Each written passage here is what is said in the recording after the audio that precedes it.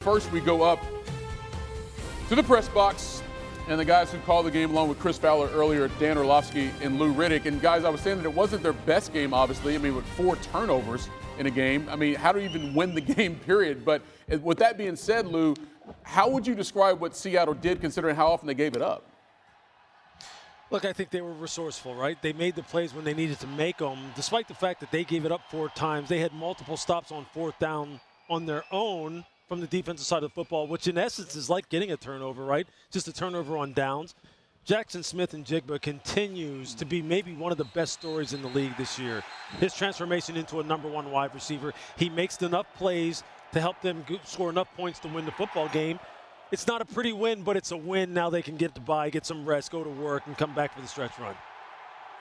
When it comes to Jaxon Smith-Njigba and what that defense does for a quarterback like Sam Darnold, the concept of complementary football, how does that help him excel to the point where he's got this Seahawks team sitting at 5-2? Yeah, I would say this. I think this is an offense that really wants to be aggressive. Coming into tonight, it was the offense that created the most big plays pass game-wise down the field. And when you got a receiver like him, you know, there's this confidence and really like this belief that there's nobody in the country or nobody in the league that can cover him. And so with a defense that hunts like Seattle's, that can cover like the Seattle's and stop the run like Seattle, it's not as much complimentary. It's like, let's go chase points. Let's be ultra aggressive, knowing that, okay, if there's a takeaway or turnover, they'll have our back. But also, if we give them the lead, then DeMarcus Lawrence and Leonard Williams, they're hunters in the pass rush situation. So I'm a big believer in this football team. I don't think they played great tonight, and they dominated for the most part. And this is Super Bowl contending football team. There's no question about it in my eyes. And so now the receiver formerly known as Jaxon Smith-Njigba, a.k.a. JSN, joining us now on SportsCenter. Just another light work night for you. 8 catches, 123 yards. But the little dust up on the Texans sideline feels like a solid place to start. Despite all that chaos around you, you appeared to be chilling. What was that like from your vantage point? Oh, yeah, I was chilling. I was comfortable. You know, 2 teams in the heat of the battle. You know, sometimes it gets like that. But, yeah, I felt comfortable, honestly. It was all good. No, man, I respected being able to just maintain composure because it does get a little hectic in the throes of battle, but you were able to kind of lock in and just keep it cool for everybody involved. I imagine when things get tense on that field, especially with the team being in the position that they were trying to win a game, it was essential to just kind of stay cool. Yeah, 1,000%. And, you know, as you've seen in the first quarter, I dunked the ball. I already had a flag, so, you know, I had to play it smart, make sure, you know, I'm here for my team. So I wasn't going to bring it up, but it was the perfect balance of being able to know when you're at the end of your rope. But I digress. To get into your production, your 3rd straight game with 100 yards and a touchdown. No one's done that in the history of the Seahawks. What's clicked for you to reach this level this season? I would say I would give big credit to my teammates, man. Sam Darnold, he's playing elite. You know, it's great to be out here on the field with them, learning from Cooper Kupp and those guys, having an explosive receiver in Toy Horton and the O-line doing their thing. When I come out here, I don't put a lot of pressure on myself when I know I have great guys that have my back and we're all ready to ball out. No, man, I'm so glad that you mentioned the offense overall because y'all is humming. Just 6 straight games that y'all have outgained your opponents. How are y'all able to find so many different ways to move the ball? Man, we're building. We're building each and every week. We put a lot of work in the spring and in the fall. So it's just great to see our fruit of our labor. And, you know, out in front of these 12s, it's awesome, man. Best fans in the world. We just want to turn Seattle up and continue to press forward. Y'all are certainly doing that, man. Putting on for the 12 indeed. We appreciate you hanging out, kicking it with us here on SportsCenter, JSN. Best of luck down the rest of the way, man, and stay healthy. Yes, sir. Appreciate you. God bless. All right, now. All right, new on SportsCenter, other perspective from the losing team. D'Amico Ryans on SportsCenter. Yeah, for us tonight, it was just sloppy play. There was some positive things that we did, but it was just overshadowed by the negative things. Offensively, it was not good enough. It didn't move the ball good enough. We got to execute better. The main goal in this game was to control the front. We did not do that. Their front controlled us, and it wasn't good enough for us. So we have to find a way to get better there. We got to score points. right? So we got to find a way to get in the end zone, have multiple opportunities. I just didn't capitalize on those. How does that kickoff? Did you guys?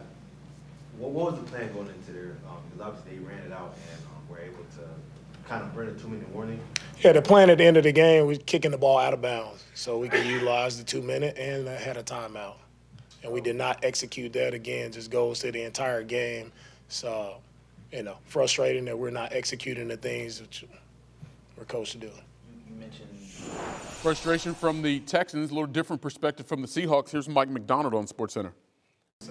Look, I don't know. I mean, I saw them signal safety, so I thought it was a safety. Then all of a sudden it wasn't. So I'd like more of an explanation. So that's what happened. But I saw them signal safety. We thought it was a safety. All of a sudden it wasn't. Mike, it's hard to win in the NFL. How important is resiliency have to be? The importance of being resilient and overcoming. Yeah, I mean, they talk about picking each other up for the whole 60 minutes. I mean, these games are absolute. I mean, these are hard games, and Houston's a really good football team. So we got to pick each other up, Our offense picked our defense up against Tampa. We weren't able to close it out. We picked our offense up today on defense, so that's how it's going to roll. That's how you have to win, And then once we start to get all three phases going, rolling into games, and that's when you have games where you're not coming down to the last possession. Listen, we did what we had to do. There's things we got to clean up, but I tell you what, defense, you play like that, you win every game. That's the bottom line. That's outstanding. That's the way to cut it loose, just like we talked about, guys. I mean, we hate losing. We're always going to try to find a way to bounce back and get back, to our standards, and that's trying to win every game. Certainly offensively, I don't think tonight was up to our standards, and now that's not going to take away from the enjoyment of the win, but at the same time, there's a lot of things to fix right now that we need to be on top of, and we will be. We'll be fine. Just doing the little things, attention to detail. It's attention to detail. When you're in a heavyweight fight and you don't cross your T's and dot your I's, the other team's going to win. Again, Dan did a great job getting his guys ready, and starting with me, I definitely have to coach it better. We got to coach it better as a staff, and we got to play better. We're sitting at 5-2 now. We would have loved to have been 6-1, but we're not. We're 5-2, and we have a short week and a divisional opponent. So it's about singular focus. We have to get the things corrected, especially on offense, and then move forward. But we will do that. That's the type of group we have, and just focus on the next thing. We're going into week 8, so keep the main thing the main thing. As Mike said in that highlight, nothing but bad news out of Detroit for the Bucs. Coach Todd Bowles said post-game that Mike Evans suffered a broken clavicle in the second quarter. Along with that concussion, will miss most of the rest of the season. Obviously, jeopardizes Tampa's offensive production, but post-game, Coach Todd Bowles was much more concerned about the bigger picture. It's never good to see one of your stars go down like that, especially with him just coming back and everybody excited to see him. So, it's a tough blow, but we've been holding it down since he's been gone, and we just got to regroup and come back. For the team, it's not great, but for him, I hate it. From seeing him work each day in person, whether he's healthy or hurt, just how he attacks each day, it just sucks. You never like to see that, whether it's a teammate or not, but especially when it's Mike. So unfortunate, but guys trying to step up and play for him. That injury will have historical ramifications, as well as it'll likely end Evans' streak of 1,000-yard seasons, as he's reached the mark in each of his previous 11 since entering the league in 2014. That's tied with Jerry Rice for the longest streak in NFL history, and is the longest streak by any player to start an NFL career. Ryan Clark joins us now from Detroit. R.C. Baker's been a heartbreaker so many times already this season. Firmly inserted himself into the MVP conversation because of it. But the Bucs couldn't get anything going offensively this evening. What did Detroit do to disrupt them?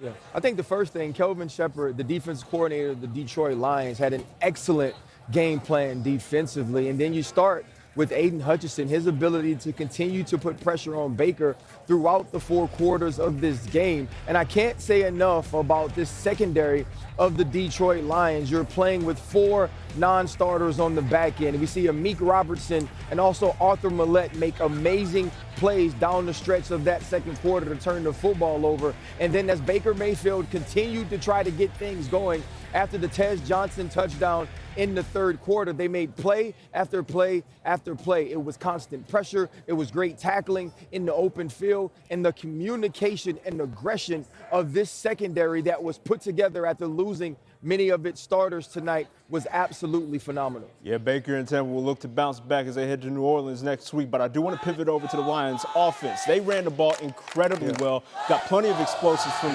mainly Jahmyr Gibbs, but what does that do, that run game being so solid, do for the identity for the Detroit Lions? I mean, well, here's the thing. This is who the Detroit Lions have been under Dan Campbell, especially since acquiring both Jahmyr Gibbs and David Montgomery. But tonight we saw that run game be explosive again, and we hadn't seen those big plays from Jahmyr Gibbs where he stretches the field, goes 80 yards, runs 22 miles per hour, and then once that starts, this team is extremely difficult to stop because that leads into the play action game. But this game actually worked backwards. Think about early on in this game, the usage of Amon-Ra St. Brown, the touchdown where Jacob Parrish slips down. I believe the run game got started after that, after Todd Bowles had to do so many different exotic things to try to put pressure on Jared Goff. So much of the exotic nature of that offense is based upon them being able to lean upon dudes on a week-to-week basis. They look to do so this evening as well. RC, appreciate you. Man, thank you, brother.